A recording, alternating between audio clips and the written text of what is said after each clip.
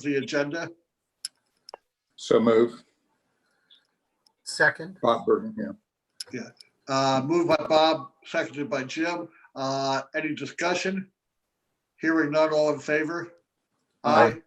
Opposed? Okay, agenda is approved. I sent out by email minutes of our last meeting from June 11th, 2020. You all had an opportunity to review those. I assume that you have. Are there any revisions or corrections to the minutes as distributed?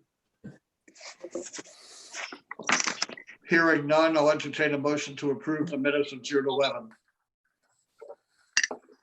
So moved. Moved by Jim, Yeah, second. second by Ed. Any discussion? Hearing none, all in favor of approving the minutes, signify by saying aye. Aye. Aye.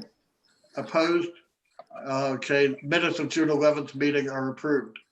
Go into hopefully brief reports. Jody, Finance Department. Yeah, this will be brief. Katie and I have been, mostly Katie, been getting the system ready for the new year. And our accounting staff as well, getting things set up in the system for the new year. We're working on filling a position that we have open. One of our AP clerks retired, and we're working on filling that. Besides that, I've been working on the bond ordinance, which you have in front of you, and also trying to segregate my COVID-related expenses and move them to the appropriate grant fund. So those kind of things are really absorbing our time here. Big projects. Okay. Thank you, Jody. Any questions of Jody? None. Hearing none, move on. Thank you, Jody. To Jim Cardillo for an audit committee report. Audit committee met on June 27th. We received a presentation from our auditors for the year ended June 30, 2019. Their report was lengthy and didn't have much to say other than things are going well. They did remark that the city staff was better prepared for the audit than they were in the previous year, and credited the finance director and her staff on better preparation for the audit. And that's all I had. Okay, thank you, Jim. Any questions of Jim on his report for the audit committee? Hearing none, let's go to unfinished business. The first one, and probably the main one for today, is the bond authorization ordinance that was sent out by email, I believe maybe yesterday. There was a draft ordinance and then two attachments or exhibits to it, numbers 1 and 2. And as I understand it, this is scheduled to be introduced at next Monday's meeting. And then you can tell us what the rest of the anticipated schedule is, Jody, as you give us kind of some background and walk us through what we're looking at. All right, so we briefly discussed this right before we came on, is that it'll be introduced this next meeting. And then I believe it's up for public hearing at the following meeting. It may have to go through finance committee as well. So I'm not sure at what point that gets referred to the finance committee for their review. And then it will be voted on in September because the council is off in August. There's no meetings. And last year, I think it was the first meeting in September. It may have been the second. So we're anticipating the vote, the first meeting in September or the second, depending if there's any amendments. All right, so what you're looking at with the ordinance is the ordinance itself provides the authority for the finance director to issue debt on behalf of the city. And it tries to encompass all possible scenarios, long-term bonds, short-term bans. There's some talk in there about we could borrow using the Maryland water quality loans if we had an opportunity to do that. It tries to give us every scenario that we would want to do. the amount that you see there for the authority, the 20, and I sent a revised version yesterday that had the total at $23,418,662. And that is the maximum amount that would be borrowed to complete all projects that are in our capital budget up through the funding up through 21.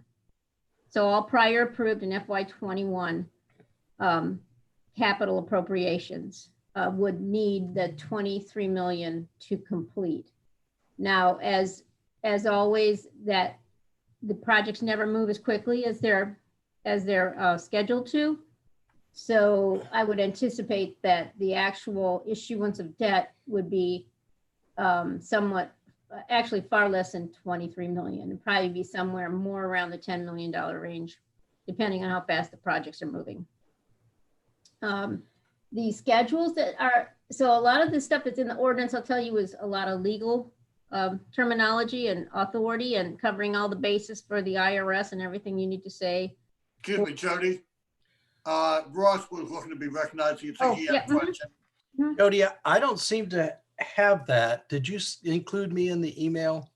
I sent the stuff through Kim. She would have sent it to FAC. I don't, hold on. I don't know if you were on that email or not. I'm trying to find a copy of the, I guess I can go to Granicus. Well, it should be on Granicus, but I just sent it to Jacqueline yesterday, so I don't know if she's got it up yet or not.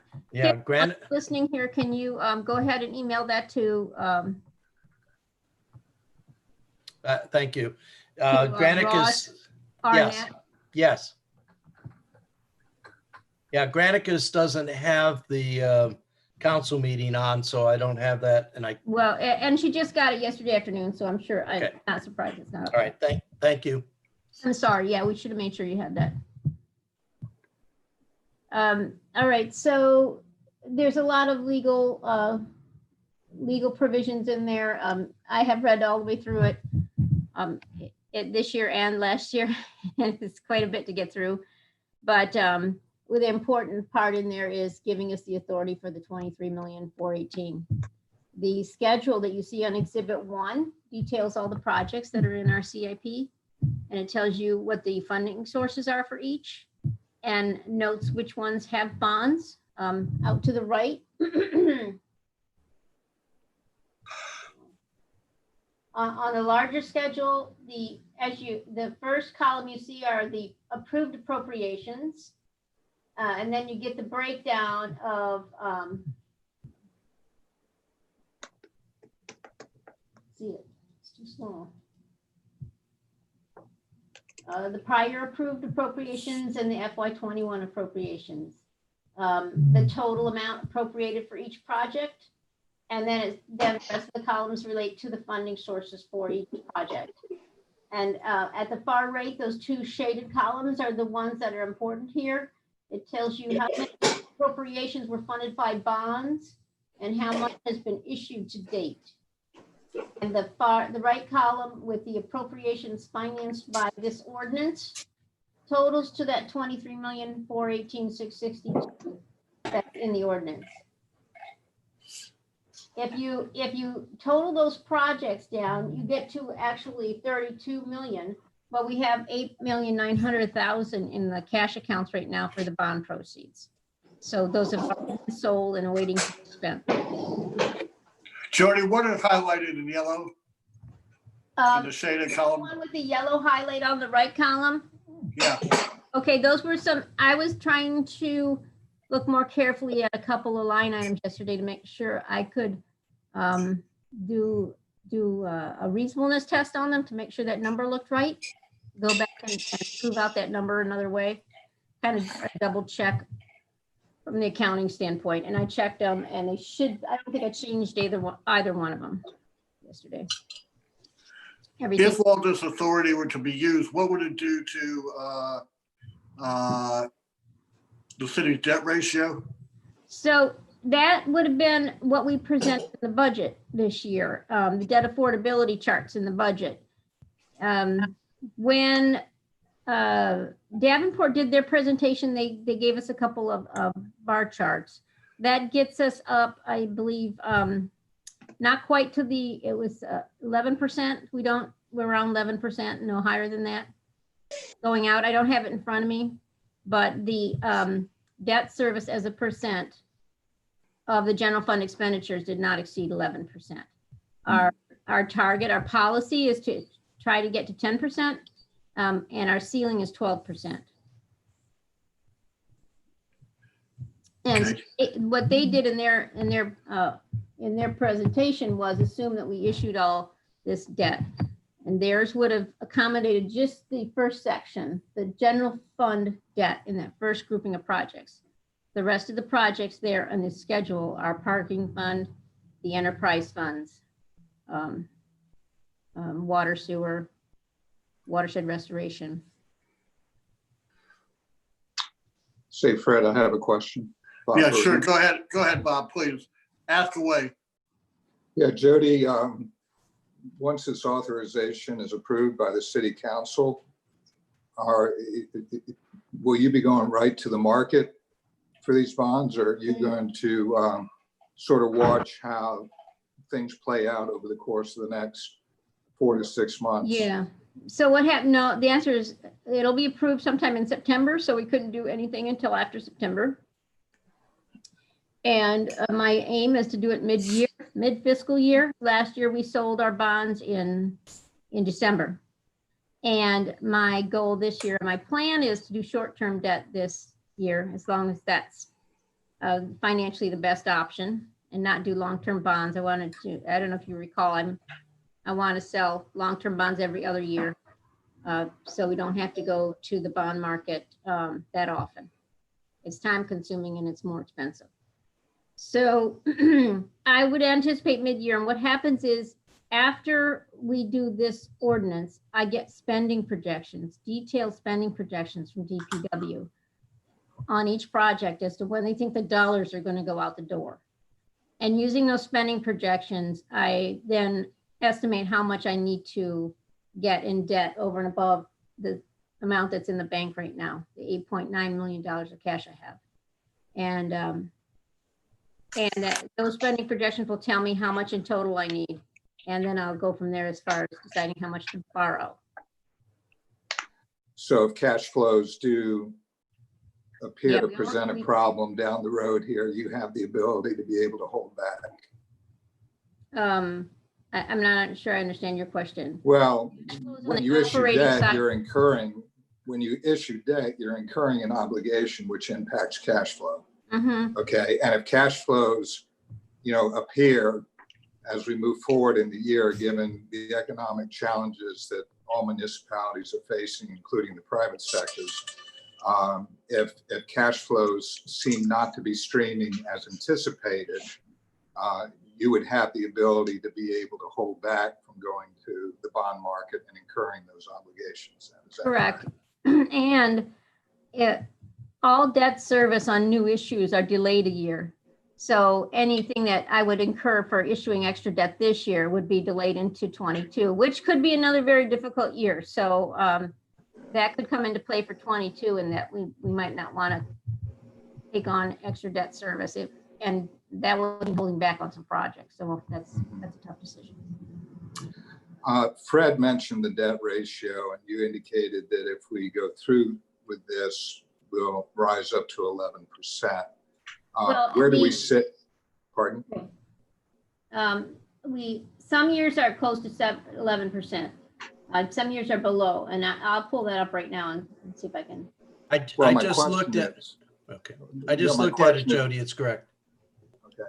Yeah, my question is, where do we sit right now as of today in terms of the percentage?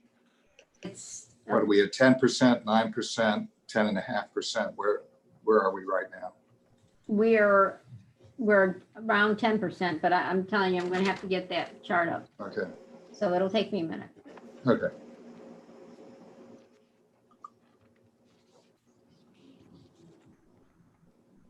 Just a little over 10% for 2021.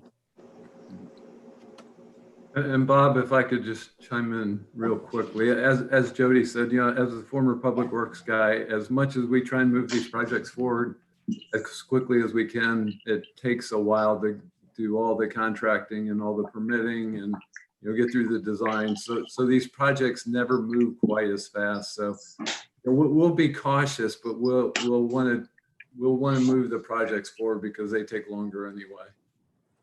So to answer your question, in 21, we were just north of 10%. We jump up a little more in 22. It would be, let's see, 10.22% in 21, 10.38% in 22. In 23, it would jump us up to 11.01%. And then in the years beyond that, it actually goes back down again. And this is presuming all these projects move forward. And all of Just that. a quick, just a quick reminder, if you can help me here, the debt ratio is a function of what two elements? Debt service expenditures. Thank you, Ross. There it is right there. Debt service expenditures as a percent of general fund total. Okay, so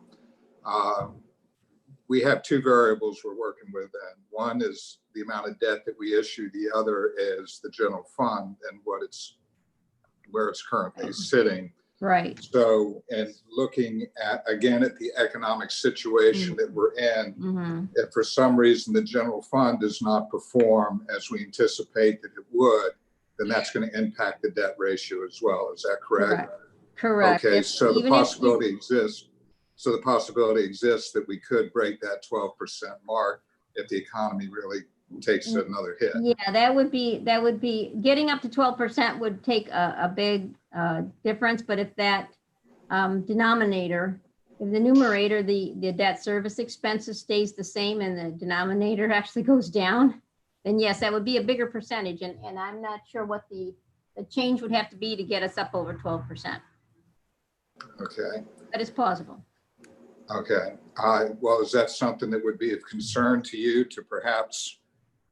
I think if we take that much of a hit in general fund expenditures, we'll have to address it with some very major reductions in our operating expenses to compensate. Okay. That service gets the first priority. Okay. But you're saying that we don't quite know what that hit would be though at this point? Yes. And then we would be at that, if we were at that point, and we'd have to consider holding off on some projects, that's what we'd have to do. Okay. But like I said, the debt service expenses tends to have an impact further down the road. The impact lags a bit. So we'd see that increased debt service going up in the out years, maybe 23, 24, 25. So pretty much what we're going to incur in 21 and 22 is fairly well set right now. Okay. That service side won't change much. Thank you. Okay, Jody, what else do you have to tell us about this 30-page ordinance with Okay, attachments? so And single-space type, out to the margins. yeah, I know. It is hard to get through. The one from the county was so much longer, so you should feel lucky. Theirs was a lot longer. And a lot of what's in that ordinance is sample documents that will be issued when the debt is issued. So a lot of it's just examples of what the documents will look like when we sell the bonds. And Jody, why is that? To eliminate the future discretion and so that the elected officials know exactly what they're approving and the Yes. market knows exactly Yes. what's been authorized? Exactly how the bond sale would occur, exactly what we're obligated for. And I guess I could have to have the council tell you all the legal ramifications of what they put in there. The bond, this is long, the bond, what do you call it? The official statement is much longer and has all this in there. Oh, yeah, I'm aware of that. To protect us, protect the bond buyers, so they know what they're getting into. Yeah. What we're getting into. Jim, you have any questions or anything? Not yet. Not yet. Taking notes as I go. Taking notes as I go. So on exhibit 1, we have all the projects in there. We contemplated taking out the ones that aren't using bonds at all, can make it the shorter schedule. But I like to keep them on there so it mirrors what's in the CIP. So you can go right down the list of projects and they're all in there. A few of these don't have any bonds on them and aren't really impacting the schedule per se, the debt authority. On Exhibit 2, that's in there, that shows you our outstanding debt as of June 30. And what that does is lends to the discussion in the ordinance that we may want to refund some of that debt if the market conditions were correct. So we list out the outstanding debt, and then within the ordinance, you'll see discussion of us getting authority to refund some or all of that debt if the conditions were right. So that's what Exhibit 2 is for, to show you the outstanding debt. And that's used to establish authority for refunding within the ordinance. Ed, do you have any questions? Nope, I'm good. Okay. So Jody, what either now or at some point in the next month or two, are you or the city council or anybody going to be looking at the fact for? Just if you have any questions about this schedule, if you have any comments on the level of authority we're asking for. I know this is one of the elements that the FAC is supposed to be reviewing is our level of debt. Mhm. Not only how it relates to affordability, but looking into the future bond issues too. And if you have any concerns or questions with what we have here. Well, I think as you said, this is really tracking the capital budget and the capital program. Mhm. So it's nothing new, and it's all stuff that we've seen before. Right. And doing the bond ordinance this time of year is new. This is something, this is the way we used to do it at the county, where you get the authority up front, and then when it comes to sell bonds or go out for a Bands line of credit, we don't have to come back to the council at that time to get on the calendar for the council, which adds another few weeks to the process. This way we set it up and say, here's the maximum we would ever need to borrow for what we have in the budget so far, and then use the cash flow, the cash spending projection to determine how much we're going to sell in debt. Okay. Ross, if I can ask you, do you have any comments or anything at this point as an alderman or a member of the City Council Finance Committee? I'm not saying you should, not specifically ask you to comment, but just want to give you the opportunity if there is anything you want to provide to us. No, I think this is all straightforward. Jody and David have explained it to us, and I'm comfortable. If we can't trust them, we're in bigger trouble than we can imagine. So I think it's all fine. The only thing I would ask Jody, it doesn't seem like there's time sensitivity, but there are some things we can do to expedite this, possibly have the public hearing and the vote on the 27th of July. Or the procedure is that goes to the committee after the public hearing. And so it almost seems like if we really do need to expedite, we're going to have to suspend some rules. And that would be the only thing I would be worried about. So the only thing that's time sensitive here is in the prior approved appropriations and the prior approved bonds are I already have the authority to sell that debt. And they have the authority to spend it. But until the council, in the 21 column of that capital budget, there's new bonds added to projects. The engineers, DPW cannot tap those bonds until this authority is approved. Because if you don't approve the lending authority for the bonds, we can't spend the money. So that's the only holdup, is if a DPW project is going to need that money, that new bond money, before September. Now, I have a bit in the bank right now. Some of these projects are also funded with capital reserve fund monies. So I don't know that there's going to be an issue. And I don't know if David has any more knowledge about the timing of these projects. Yeah, Ross, probably the most time sensitive is the Stanton Center project. That was bond funded, and you know the sensitivities associated with Oh, that. yeah. So we really, really want to get that one moving ahead. So the other ones Yeah. don't need to move as quickly. So. Which Well- one, Dave? Wait a minute, which one, David? The Stanton Center renovations, the facility study and renovations. Okay, So we haven't Fine. approved the agenda, or we haven't issued the final agenda for Monday yet, right? Isn't that being decided today, I guess? I mean, if you wanted Correct. to put it on for first reader and public hearing, that would be the only way I think we could then get it to the Finance Committee and back for a vote on the 27th of July. So that, I mean, I don't know the time sensitivity. I can't believe the Stanton Center money isn't that big. Are you saying there isn't any money we can find from someplace else to go to the Stanton Center? I mean, what we particularly want to do is do the facility study, and that's even a smaller amount than, than the whole. So I will add that on the city facilities improvement, that's city facilities improvement. It's not designated for one particular project. So if there are prior bonds there that could move forward with expenses for those projects, we could use that. I just have to see where we're at on city facilities, because that tends to spend its money pretty quickly, and we might not have enough from the prior proceeds. It's not like it's a standalone project. It's a project within a city facilities improvements, and those prior approved funds can be used. And even if we've designated a new project in their Stanton Center, though that debt is not particular for that project. So we could use PAYGO monies or capital reserve fund monies if there are some unspent from prior on that one. okay. In terms of the fact schedule, we have our meeting today.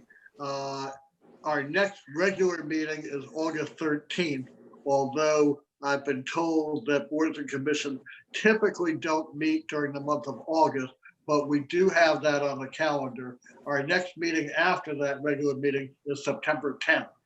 So I don't know if the fact members or the quorum of us here, 4 of us, I don't know if you all are comfortable taking position on this today, or you want to cogitate on it some more and come back in August. I think September will be too late. It's before the 10th is your meeting.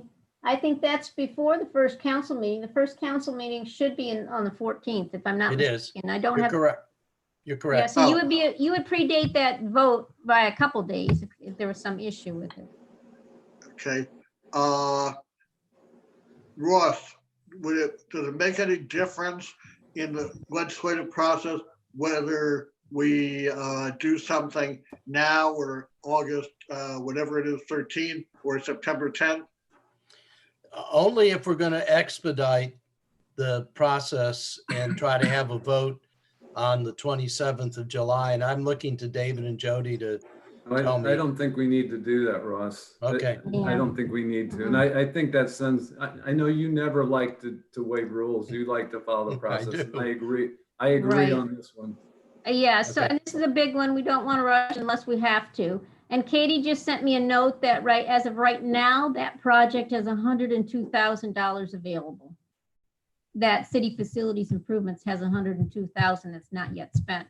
So if we think the Stanton Center has to move forward quickly, we can apply that to that project and then hold on all other city facility improvements until we get the money in September. Ross? yeah, I don't know whether we fixed the sewer backup in the showers at the Eastport Fire Station. That's not going to affect that at all, right? No. Okay, all right. Okay, moving on from that, let me go to Ed, John, Jim, for your thoughts as to whether you are comfortable enough to take a position one way or another now, whether there's more information you'd like, whether you want to take time and read 29 single-spaced pages of the bond ordinance, make sure you fully understand it, or exactly what you want to do. So I'll open up the floor to the commission members. Well, if I can, Fred, this is Ed. I would, Yeah.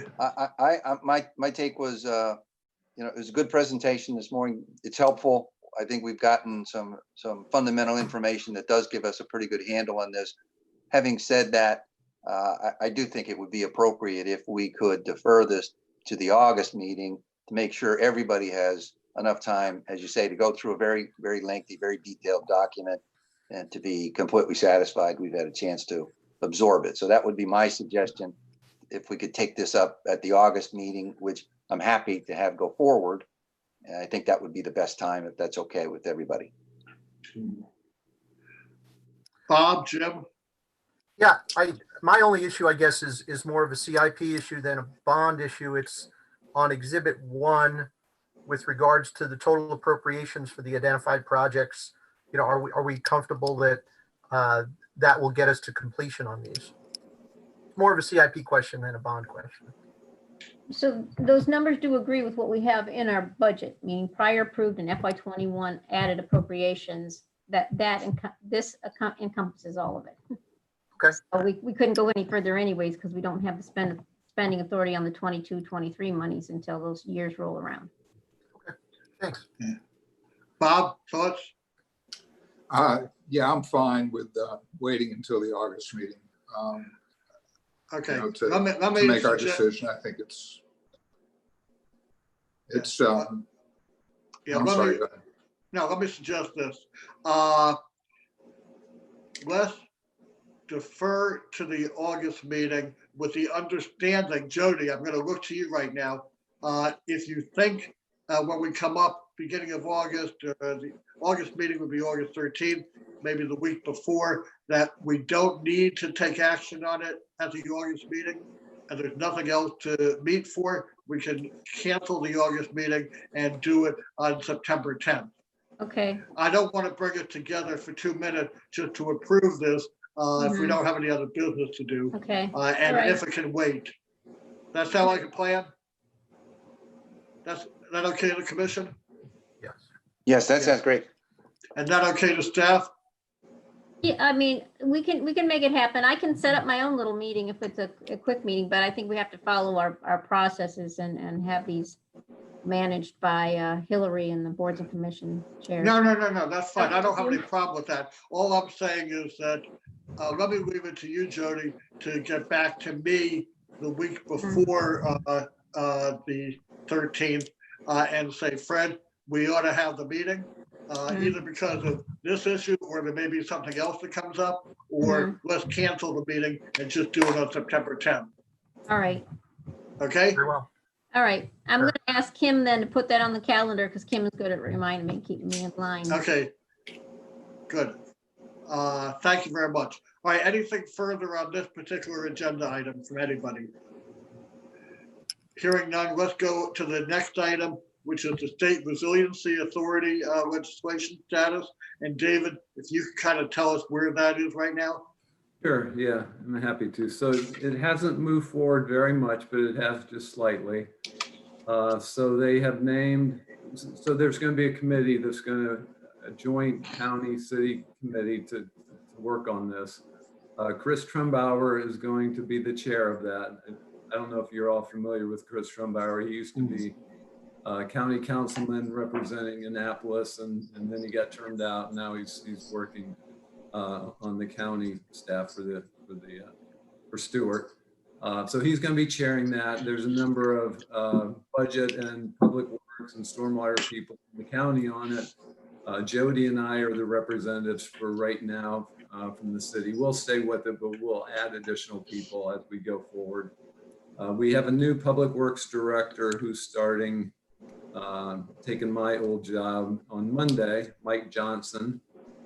Very well qualified. We're very happy to have him. So we'll probably add him, and we'll probably add Declan Guild as well, who's hopefully going to be deputy city manager for resilience and sustainability in the future. So we'll probably add those two people, but they are trying to get together. It's like herding cats with a committee like this. They're trying to get together the first meeting So that'll be scheduled in the near future, but that's about the extent of the process, is trying to set up that first meeting. Question from the FAC members? So this is Bob Burton. Okay, so this particular legislation, it's been signed into law. And as I read through it, this is the framework with which the city and the county are going to be working. Is that correct? Correct. Yeah, that's the enabling legislation. So that just, it doesn't have any of the real nitty gritty details that are going to have to be worked out. So that's what this committee is going to try to do, and then be able to present it to the legislative bodies for the city and the county for approval. You know, the one concern that I have reading through the legislation is this concept of changing from a revenue bond to a limited obligation bond, which by definition is nothing more than a revenue bond, you know, at the end of the day, which would indicate to me that whatever is built, acquired, or improved upon is going to be a revenue generating type of activity to be able to support the bond, which I don't know that was completely the understanding of what a resiliency authority was going to be doing. It was to, you know, mitigate climate change issues. And I'm not so certain that the type of activities that the resiliency authority would be engaged in would be, you know, creating or, you know, acquiring or building assets that generate revenue to address that. I put that out there. Is there any thoughts on, you know, exactly what the thought process is and this limited obligation bond concept? Because it seems that that's what the resiliency authority is pretty much restricted to issuing. Yeah, I can only say that I know that one source of revenue that's been kicked around a lot has been an increase in the hotel tax, a slight increase to help fund this. So maybe that's the revenue that's being envisioned. I know there's a lot of other funding sources that will be pursued by the authority. You know, for the flood mitigation project that we're working on for Compromise Street, we got a $3 million grant from FEMA. So they'll pursue those types of things as well, grants. And but as far as issuing bonds and revenue bonds, I could only imagine it would be probably a mixture of hotel tax and maybe water quality / stormwater type funding potentially, because that would sort of fit in that as well. But beyond that, I can't really add a lot more.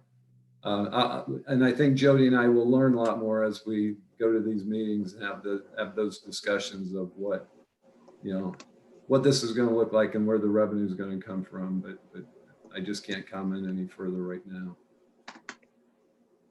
Okay, just David, as you know, you've committed before, and we'll discuss it. Just keep us apprised as to what's going on, because I know a lot of us are interested in it, and this is a very new concept for the city and the county, and you know, is no track record, and it's ground level stuff, and we want to make sure it's done as well as reasonably can be done under these circumstances. So. Yeah, and I would suspect that legislation that will eventually go to the city council will be submitted to you all for review as well. So I think that'll be a very valuable review process. Okay, my only concern there, David, is that by the time it gets to that point, it will have been very thoroughly vetted by staffs of 2 different jurisdictions who are pretty much invested and committed to what's being presented to the city council. And I'm not sure how much value or input is going to be at that point in time. So I just ask you to keep that in mind. And if there are opportunities along the way to kind of keep us briefed as to what's going on, if there are any opportunities that you guys think might be appropriate for us to weigh in to you as the city's participant in this process, please reach out to us. We will. Yeah, and if you want to keep it on the agenda for each month, then that will prompt that update. Okay, I certainly will. Okay. Bob and then Ross. You know, the primary concern I have throughout this whole process, David and Jody, is what type of exposure the city has on any obligations that are incurred by the Resiliency Authority down the road. And that's personally, as a commissioner, in fact, that's my primary concern, is the exposure that the city would have and how its tax base may be obligated, you know, to make good on any type of commitments that the Resiliency Authority makes for whatever may occur down the road. So as you work with the county on this, and as you start putting some meat on these bones, as this issue comes back to the fact, that would be one concern that I certainly would want to continue to address is, you know, what is the exposure that the city could potentially be faced with, you know, if we go forward with this thing from a, you know, financial standpoint and committing its tax base to what this Resiliency Authority may be doing. Yeah, thanks for those comments, Bob. Let me go to Ross. Thank you. I guess there's three things. One, Jody, you've expressed in the past some hesitancy about revenue bonds and all of their complexities. I would note that revenue bonds need a revenue source. I would point to the hotel tax and the current virus as making that, in my mind, a very shaky source of revenue. And that leads me to the very question that Bob answered. Suppose we depend on hotel tax and we have a resurgence or a new virus and that isn't there, who's left holding the bag? Yep, that's a good question. And that's those details we'll have to work out with the task force. What might we be on the hook for if something didn't pan out? And guys, I think that, you know, you've heard probably the most significant concern that we have, and you certainly are aware of it. And you know, let's just all continue to monitor that. Any other comments? Or David, thank you very, very much for the update and for your and Jody's continuing work on that. Anything that brings us to the end of the scheduled agenda items. Anything more from anybody? Okay, Bob and then David. No, Fred, I'd just like to revisit, if we can, in future fact meetings, the report that Ed and I put together on the spending affordability component that FACT was looking at, and the report that we issued back in, I guess it was February. Is that correct, Ed? Yeah, it's been a little while because of all the intervening events. I think that's fair enough. I was actually thinking about that the other day, Bob. So I'll try and remember to put it on the agenda going forward. And if I miss it, when you get your agenda, your draft agenda, say, Fred, you forgot our spending affordability report. Let's do a revised agenda, okay? It won't be intentional. Understand. Okay, Ross? That was the issue. David? Thank you. So a couple of things I just wanted to update you on. And you may have heard that the state reduced the pilot payment to the city. No, I had not heard that. Yes. So in the governor's budget, he proposed $367,000 as the pilot for the city. There's actually legislation that was passed that required that it be $750,000 per year. The legislature bumped it up to the $750,000, so that's what we included in the budget. Last week, when the governor proposed a whole bunch of cuts statewide to deal with the COVID budget situation that they're dealing with, it included a bump back to the 367 that was originally proposed. All of those proposed reductions went to the Board of Public Works. We had some commitments from the comptroller and the treasurer that they were going to pull our item off the list. Unfortunately, that didn't happen. So it got passed. So we lost $383,000 of funding right off the bat for this fiscal year because the state pilot is now 367 again. So just wanted to make you aware of that in case you hadn't heard that last week. The other thing is that's a little more interesting and exciting is next week at the council work session, Jody and I and the council are going to have a discussion of the budget process and potential improvements and lessons learned from this just recently completed budget process. Particularly some things such as the amendment process at the end of the process before the budget approval, because that got a little bit messy this year, and so we hope to manage that a little bit differently in the future, so it won't go the way it did this year. So that's next Thursday afternoon at 3 o'clock. It's the council work session. So there won't be any public comment or anything like that. It'll just be a discussion. Jody and I and the council. Good. Thanks for that update. Appreciate it. I think the comments have been that this year's budget session was probably one of the best in a long time. You're continuing to enhance and improve the overall finance operation. Congratulations to all of you on that. And any discussions you have with the council regarding modification can only help move this forward. Bob? Yeah, David, going back to your concerns about the pilot program being reduced by $300,000+, how do you anticipate that's going to affect the budget going forward here? Are there some adjustments you're going to have to make now? Yeah, and Jody can feel free to weigh in, but yeah, so we're going to have to find, it's kind of a double whammy because as part of that $750,000 that the state gave us, they earmarked 40,000 of it for a HACA study, and said that in order to get that additional $40,000, we have to do the study. We have to submit a report to the state legislature in December after they accept the study and its recommendations, then they'll give us a 40,000. So that wasn't included on the expense side. So we need to come up with money to do that study. Plus we need to make up the 383,000. So it's really a $423,000 hit that we took. So yeah, we have to make adjustments. We need to find those savings in order to cover that revenue shortfall.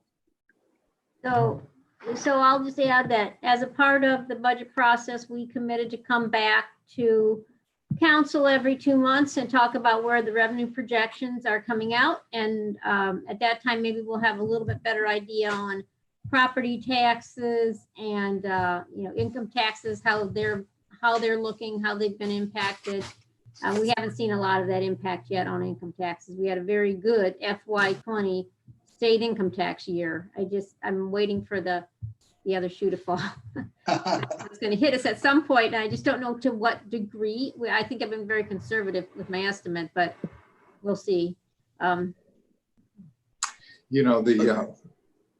that and some of the other, maybe we'll have a better idea on what the tourism is doing and see where that's panning out. So we know the impact of everything, and then we'll have to say, what can we do to compensate? Good.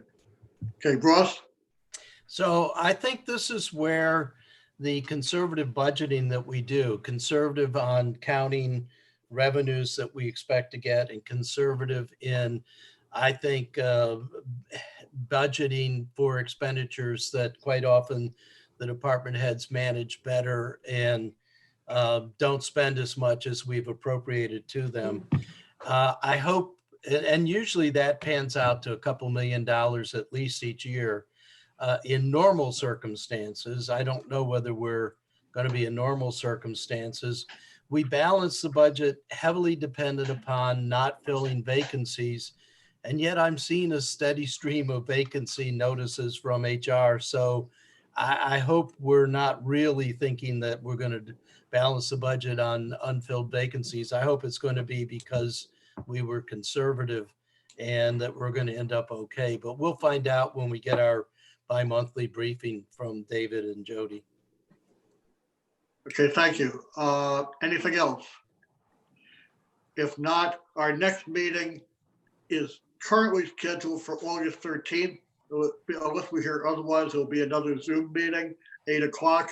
But Jody and Kim, the week before, maybe on that Tuesday before the 6th, about the 4th or so, let me know whether you think we need to, Jody, let me know whether you think we need to meet on the 13th or not.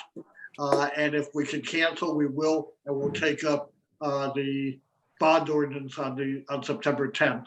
If we do need to meet, then we will, even if it's a short meeting. And Hillary, can you stay on with me for a moment after everybody else has left? Yes, of course. Okay, thank you. All right, anything else for the good of the order? If not, good meeting, entertain a motion to adjourn. So move. Motion made, second. Any discussion? All in favor? Aye. Opposed? We're adjourned, and thank you very much. And Hillary, I'll talk to you.